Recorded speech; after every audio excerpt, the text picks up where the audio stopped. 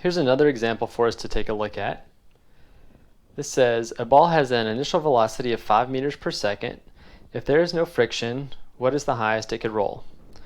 Begin your solution with a qualitative bar graph and an energy flow diagram.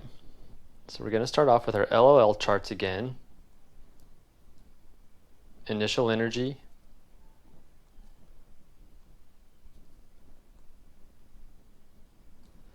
system, and the final energy.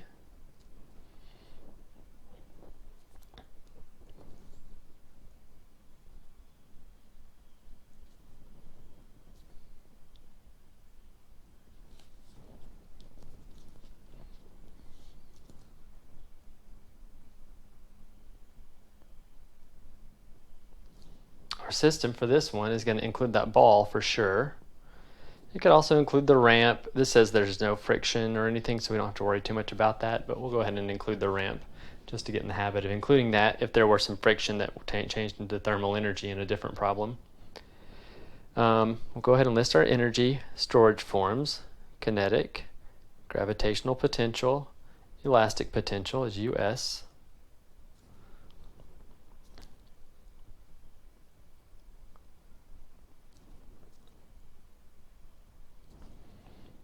Alright, so we've got a ball that's moving, so it seems like the only type of energy we're dealing with at the beginning is kinetic energy. It's all kinetic. And then afterwards, it gets up to the top of that hill, and then it just stops there. So we'll give it all gravitational potential by the time it gets up to the top of the ramp. And it looks like we're going to be solving for h. So again, we're going to say our initial energy plus any work that was done to the system equals the final energy. But in this problem, again, there's no work being done on the system, so we really just have to worry about our two energy storage forms. The initial energy is kinetic energy, which is 1/2 mv squared.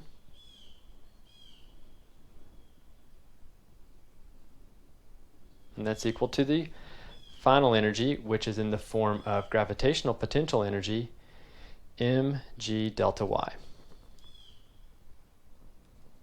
The mass of the ball never changed, so that gives us one interesting fact. It turns out the mass of the ball doesn't even matter because it's on both sides and it ends up canceling out. And then we're left with 1/2 v squared equals g times delta y. We're trying to find the height, which is the delta y. So we could, if we wanted to simplify this, we could rearrange it, make it easy on ourselves.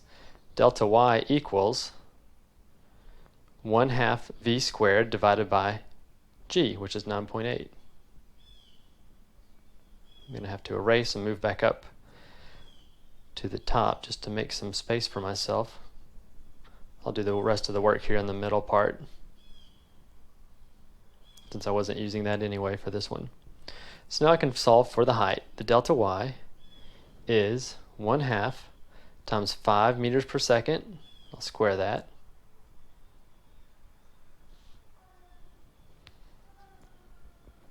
Divided by 9.8 meters per second squared.